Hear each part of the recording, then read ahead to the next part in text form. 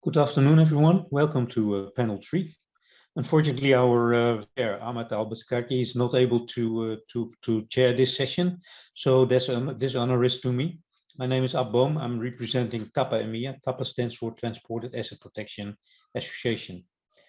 And yeah, please raise any questions you have at this moment.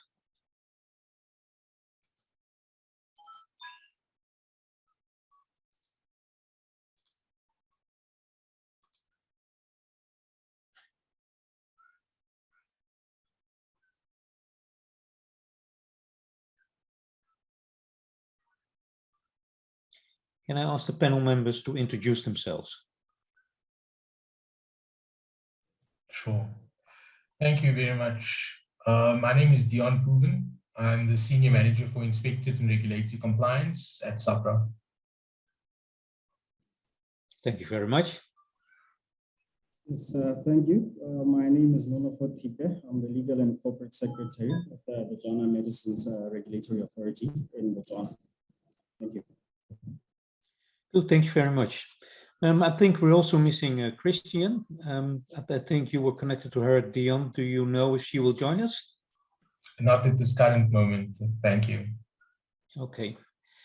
Then let me bring in a question I have, and then you pick up if you think you can answer the question, because actually it was addressed to Christian, but let's see if we can get a discussion on this. So the TRPS agreement, TRIPS, Agreement on the Trade-Related Aspects of Intellectual Property Rights of the World Trade Organization, has greatly affected international pharmaceutical regulations. As we know, it's an attempt to reduce gaps in the way intellectual property rights are protected around the world, to bring them under common international rules. However, the implications of such an agreement provision on patents cause concerns in developing countries, especially during a global crisis like COVID-19. Could one of you be so kind to answer on the question how we can developing countries overcome such situations when considering their nation's survival during crisis?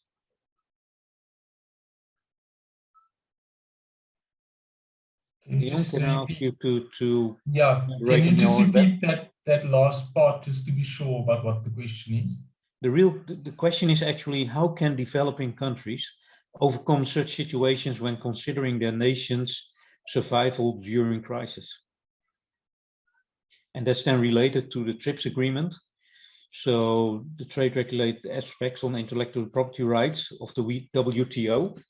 And they are, of course, impacting pharmaceutical regulations. And the question is, like, in a crisis, how can developing countries then overcome all these rules set by an agreement like TRIPS? Okay. I think my colleague, who's more adept with regards to laws, will be able to assist me, Nonofo. But I do think that it does lie sort of in the legislation of the country as to how we can overcome issues of availability of medicines that are affordable, but also of good quality. So I don't know, Nonofo, if you want to take it from there. Yes, thank you, Dion. I was just tempted. I think the resources are the primary concern that we have. And when it comes to certain aspects of legislation, I mean, we have already encountered quite a number of problems in actually implementing laws locally. And once you start to talk of the enhanced need for resources in such a situation, or the catastrophes or disasters, then we cannot really adhere to certain protocols or go certain directions. The only way for countries that are in a position of less power as regards resources, it would be coordination and assistance. We do really rely on other entities, other bodies, other countries. So if countries put in place a system to actually assist other countries in their development, then that's the only way I think that they can escape that trap.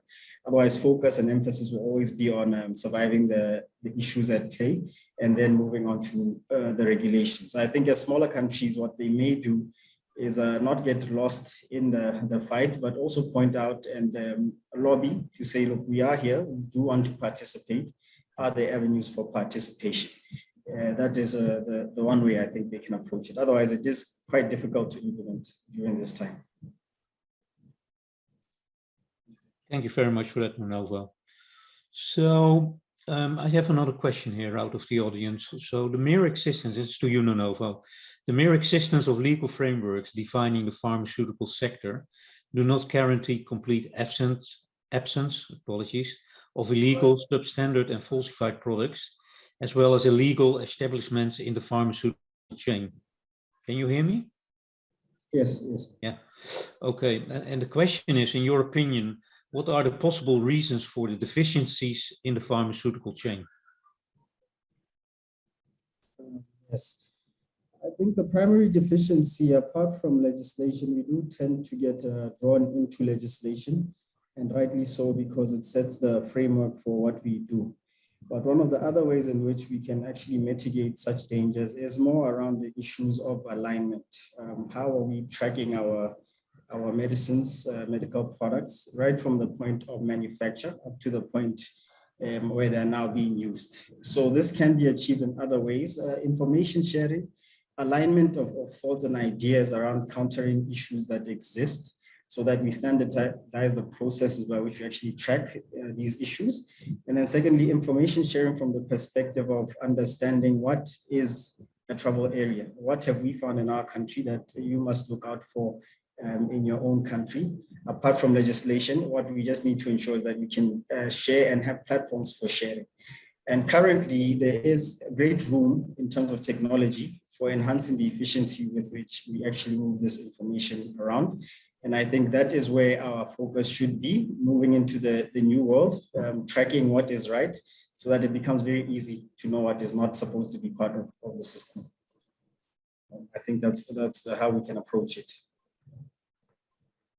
Okay, and yeah, thank you very much for that, Novo. So during the panel discussion we had, and which was shared with the audience, we discussed about the reliability in transport. So Dion, can you elaborate a bit more on how the total supply chain is affecting the whole deficiencies in the pharmaceutical sector? Thanks. So yeah, in terms of transport, it's very important from the time you actually receive that product or when it's manufactured all the way till it gets to the end user.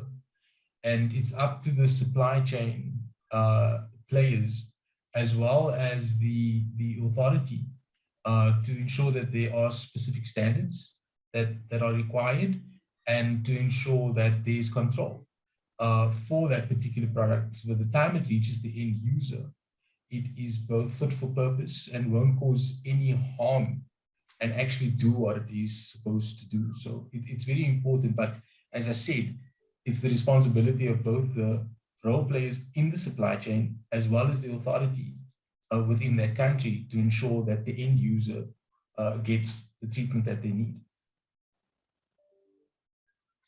Yeah, as a TAPA representative, I can agree on that. You know, the supply chain is very important, and it showed that it has been very important during the possible solutions in transportation for bringing the vaccines all over the world.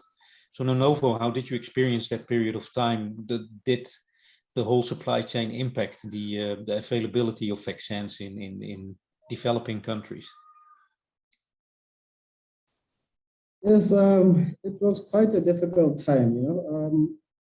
There was an endeavor perhaps to group each other, increase resources so that there would be some sort of leverage. But you will understand, I think, short of having our own supply manufacture locally, it was a difficult thing to overcome. The only approach was it was really a waiting game, as well as having on site some of the parties that we knew that could avail vaccines, some of the countries that are more advanced in terms of manufacture.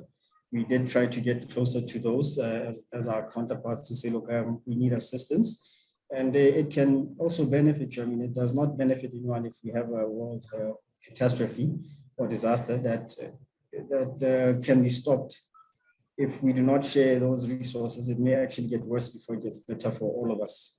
And I think most players were aligned to us. Once there was room for them to provide us with what was required, they did do so.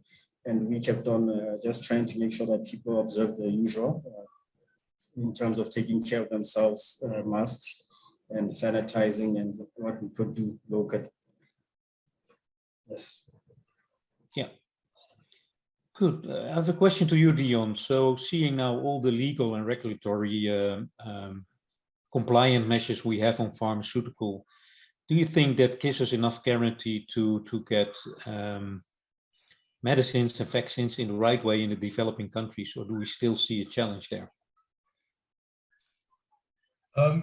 Look, I can speak for our particular country in terms of the frameworks that we have, making sure that there's a responsible importer, an importer who understands how to control these medicines, making sure that our manufacturing facilities that we have here comply to the good manufacturing practice requirements. And that's not just for manufacturing, that's also for transportation, storage, and making sure that it gets, as I said previously, to the end user in the manner that it should be, in order to make sure that there's no harm done and that the person gets the product that they are supposed to get that's going to help them. So we, as I said, have the framework in South Africa. We haven't really had any issues with getting product to the patients that need it for the vaccine program that we are running. Thanks. Good. What's your opinion on that, Nonovo? Do you agree on that, or? Yes, I agree. In our case, what we have been working on is trying to align our legislation. What we found is, being a smaller market, generally the trend is to have your manufacturers maybe saying, okay, let's start with the bigger markets. We will be coming to you. But in terms of what you have as a framework, you really need to align to the global market. So during this period, we were relying a lot on some of the decisions of some of the entities that are at a certain maturity level, the World Health Organization, so that we could expedite some of the processes we have locally. The only challenges would have been in certain areas where there was a misalignment locally with what is happening out there, which are the areas that we're currently targeting. So I think aligned legislation is quite important, and that's the push that we have found works and assists to get us access. Thank you very much. Well, this brings us to the end of the questions we have from the audience and the discussion we wanted to bring in. I want to thank you, Dion and Nonovo, for your participation in this. It was very much appreciated, and we give all participants a few minutes back in time. So thank you very much, and I hope you enjoy all the upcoming speakers and the upcoming events in this conference. And thank you very much. Bye bye. Thank you. Bye bye. Thank you.